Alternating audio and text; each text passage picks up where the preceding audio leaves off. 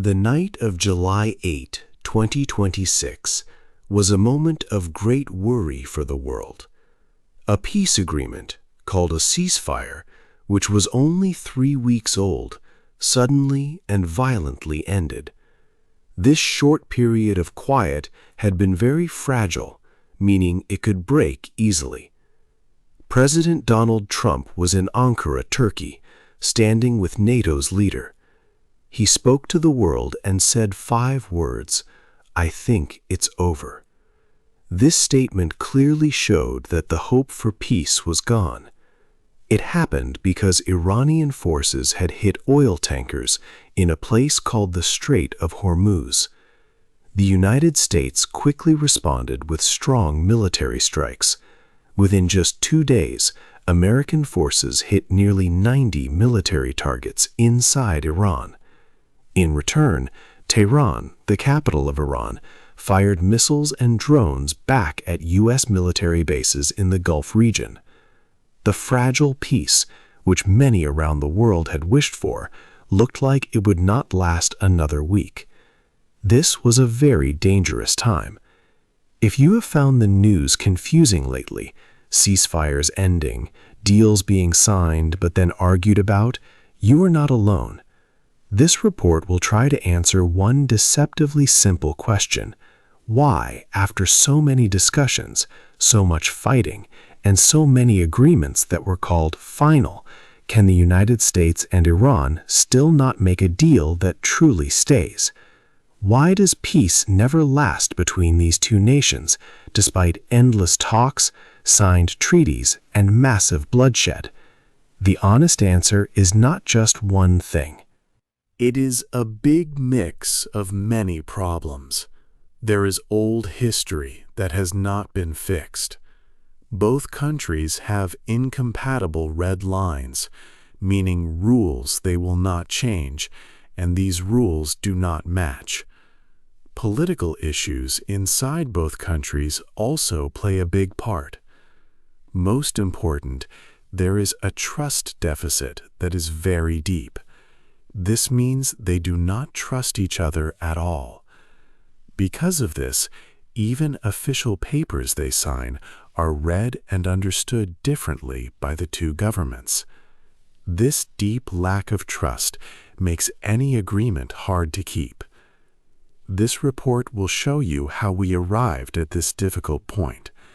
It will explain the specific problems that keep blocking a real agreement. The world is now holding its breath, watching as the attacks between Iran and the U.S. continue to get worse. This situation creates a stage for us to look at a 40-year puzzle.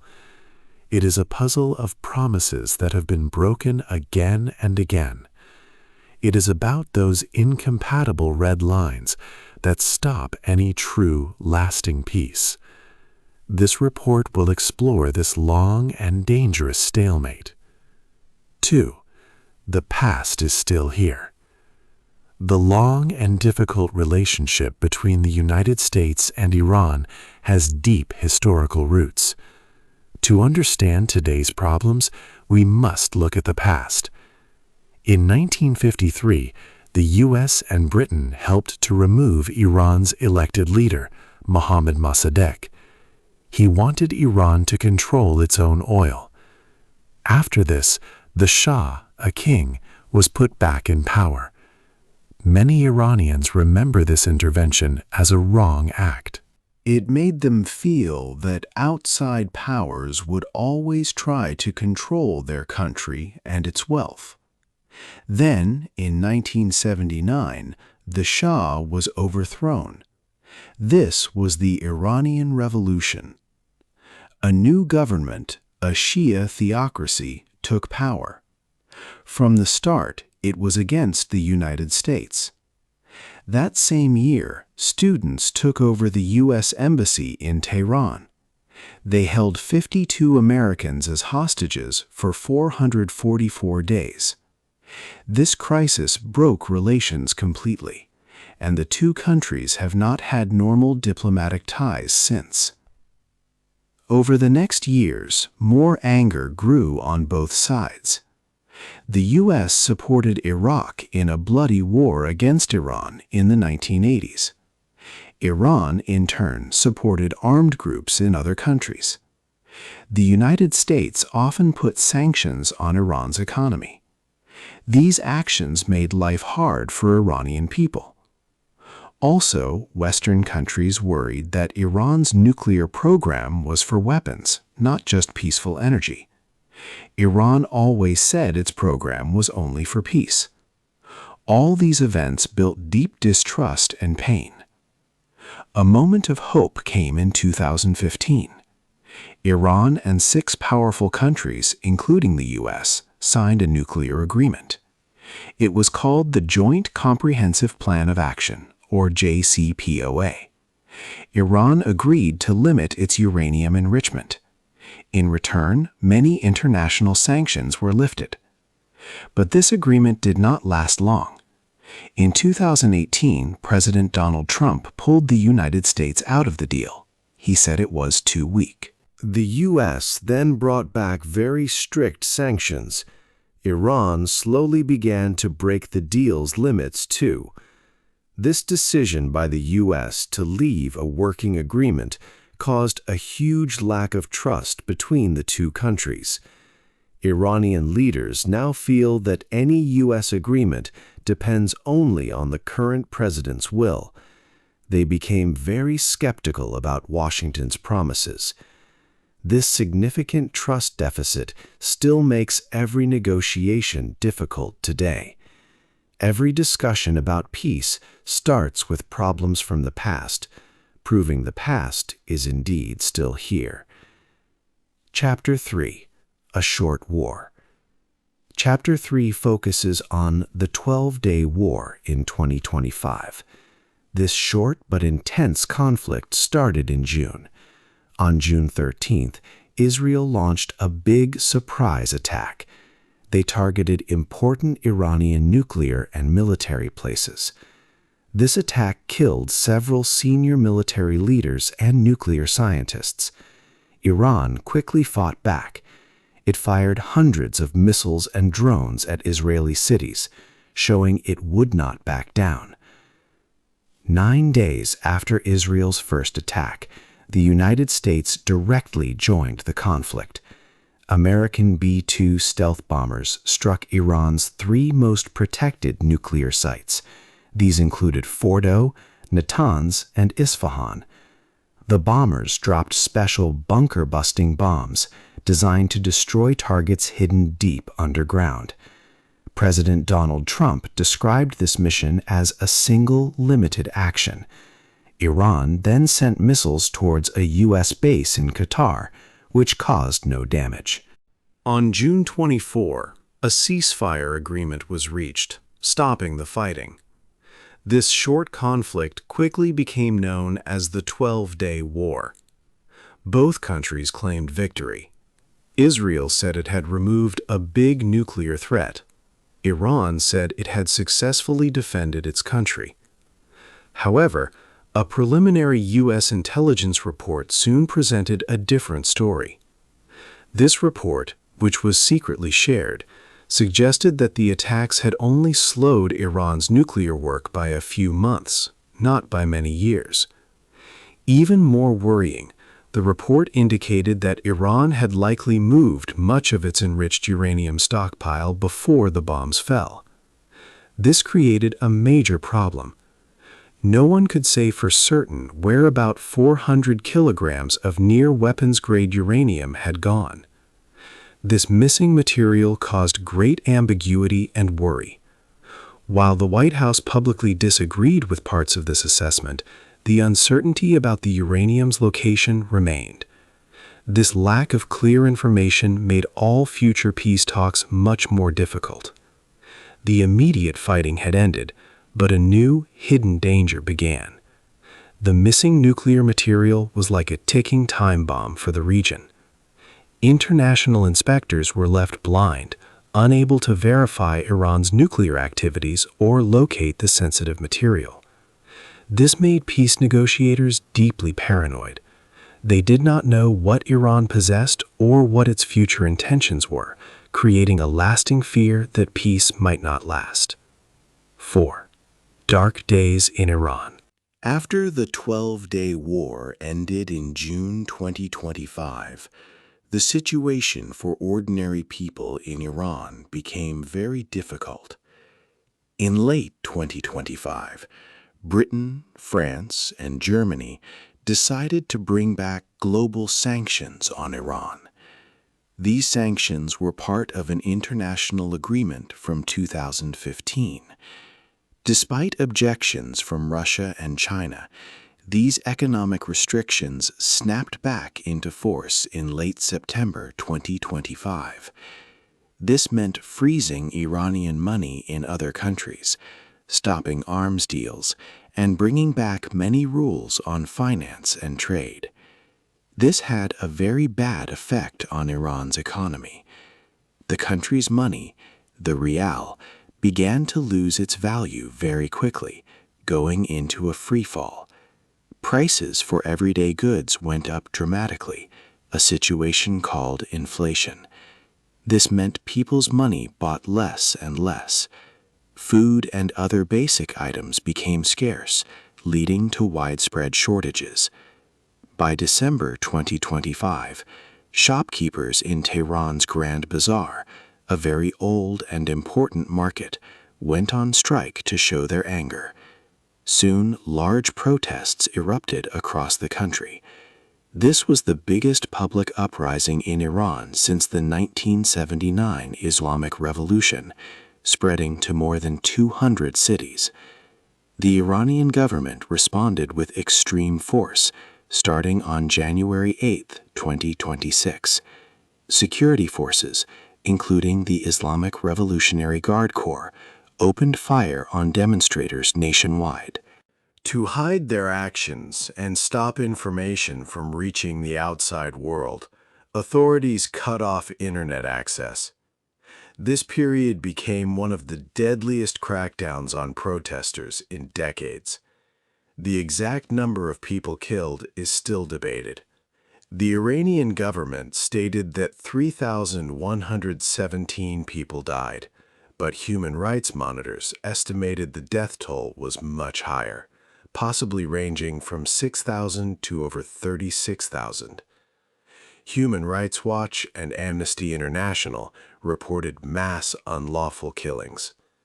As the violence ended and the streets became quiet, this brutal crackdown had a profound effect on the Iranian government. The widespread domestic unrest and the loss of life hardened the leaders' resolve. They became even more determined in their stance, especially as new international talks about Iran's nuclear program were about to begin. This difficult period set a dark and unyielding stage for the upcoming nuclear diplomacy, making future agreements even harder to reach. 5. The death of a leader. On February 28, 2026, a major event shocked the world. The United States and Israel carried out a joint military attack on Iran. During this attack, Ali Khamenei was killed. He had been Iran's supreme leader for 37 years, since 1989, and was the country's main leader. He died at his compound in Tehran. Other important military and intelligence leaders also died. Israeli officials later said they had watched Khamenei's movements for months to plan this. The killing of a country's leader caused a huge reaction and made the whole region very unstable. The death of Ali Khamenei created a power vacuum. Just 1 week later, on March 7th, Iran's Assembly of Experts chose a new supreme leader. This group is responsible for picking the top cleric. They named Mojtaba Khamenei, Ali Khamenei's son, as his successor. Mojtaba, who was 56 years old, lost his wife, mother, and other family members in the same attack that killed his father.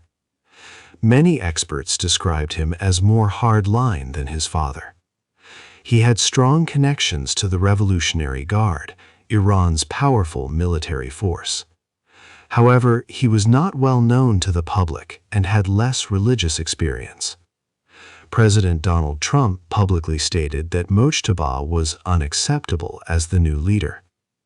Since taking his new role in March, Mojtaba Khamenei has not been seen by the public. This lack of public appearances has led to many questions about his health, his authority, and who is truly making decisions in Iran.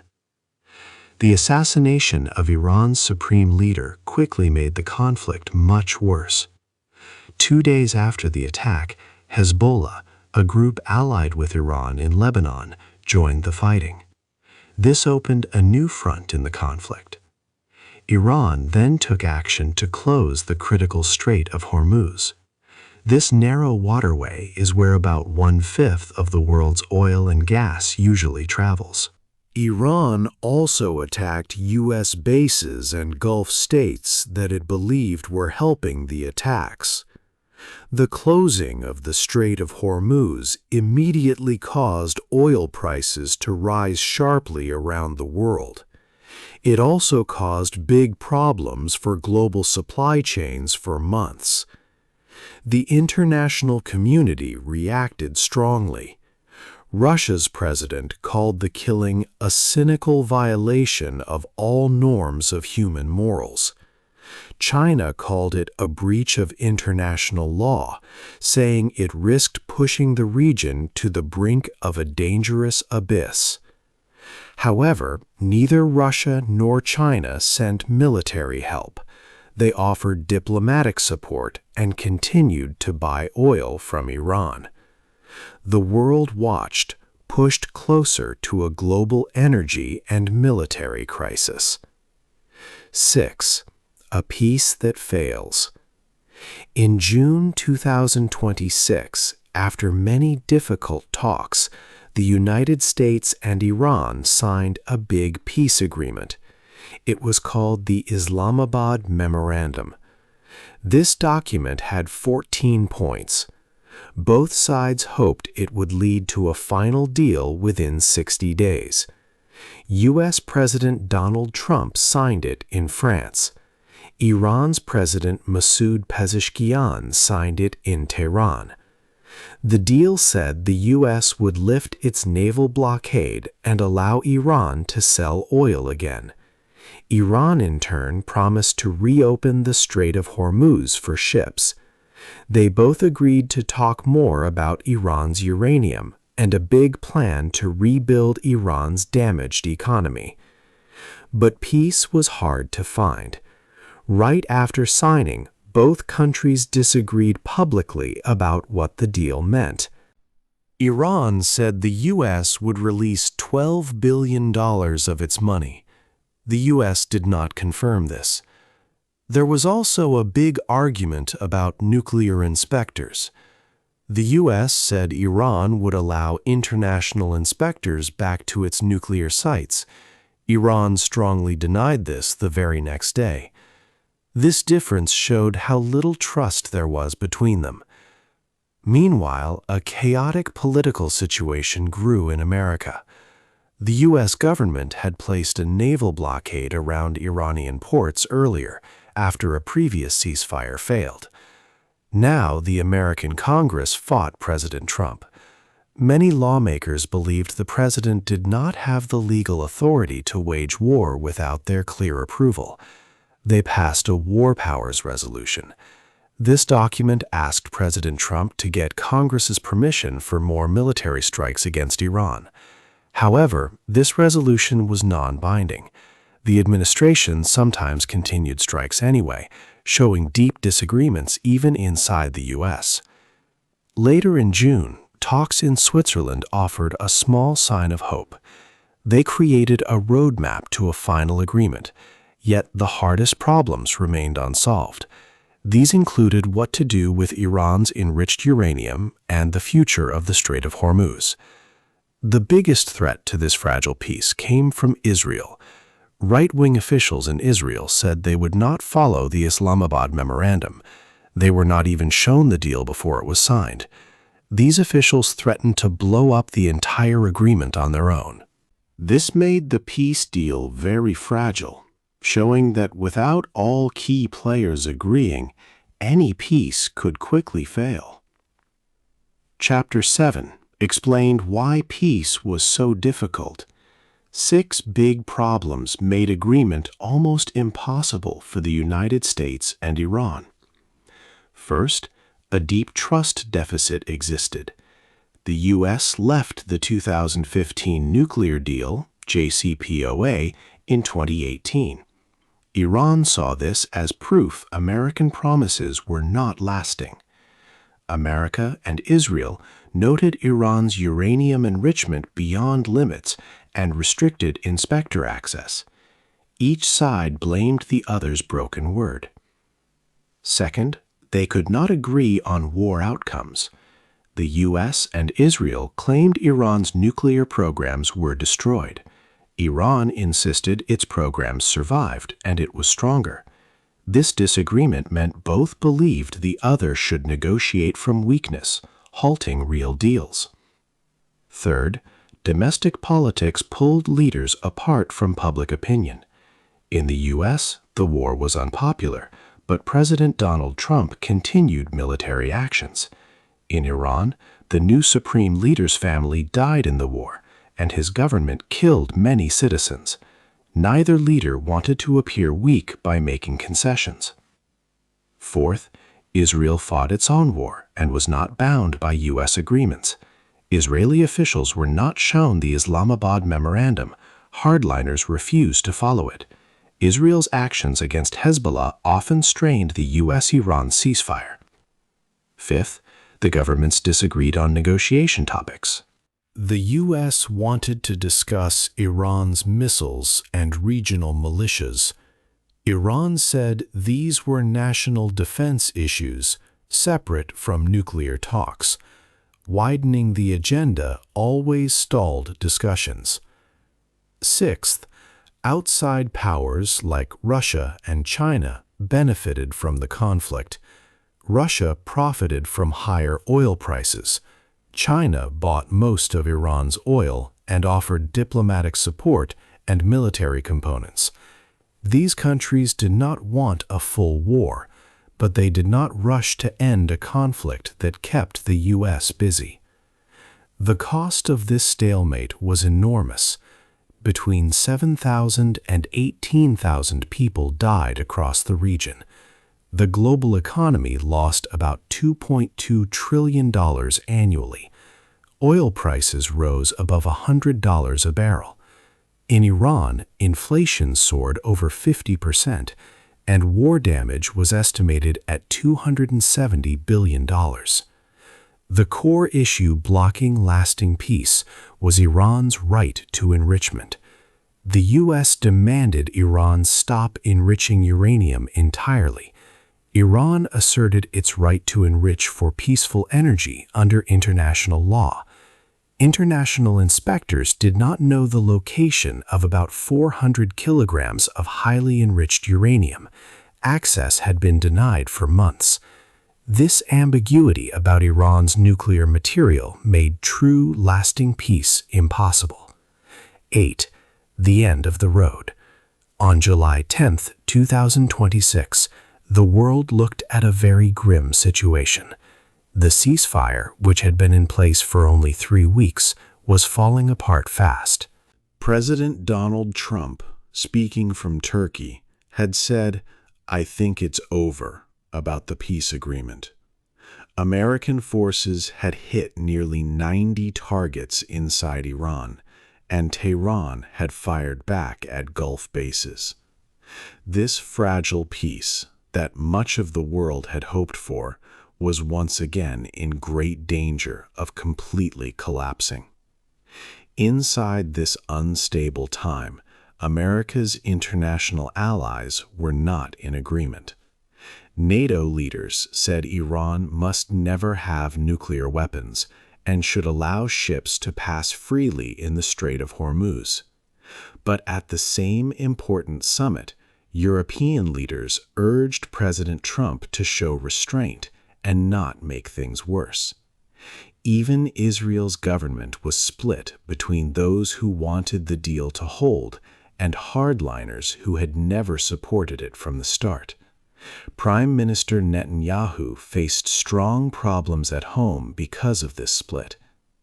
Meanwhile, Iran's new supreme leader, Mojtaba Khamenei, remained hidden from public view. He had taken over in March after his father, Ali Khamenei, was killed. However, Mojtaba had not appeared publicly since. This unusual absence made many people wonder about his health, his true authority, and who was truly making the important decisions in Tehran. The big question now was, can any peace deal truly last? When the countries that sign an agreement do not trust each other, and when important players like Israel are not a signatory and openly say they are not bound by its terms, real peace seems almost impossible. The United States cannot fully check Iran's nuclear materials, and Iran cannot trust that America will keep its promises for long. This deep lack of trust has been a central problem for many decades. This long conflict has caused immense sadness and loss. Tens of thousands of people have died, and the global economy has lost trillions of dollars, estimated at $2.2 trillion annually. Yet after 2 wars, a dead head of state, and countless talks, both countries are still in the same difficult place they were 20 years ago. They cannot agree on Iran's right to enrichment of uranium. They cannot trust each other's words, even on signed papers. It is a clear tragedy of broken promises and unsolved problems, leaving everyone back at the beginning. What would it truly take to achieve a lasting and stable peace in this ongoing conflict? Hey there! Just a second before you go. If you learned something new today, please give this video a like, write your thoughts in the comments, and subscribe to the channel. It only takes a second, and it really, really helps to create even better English videos for you. Your support means the world.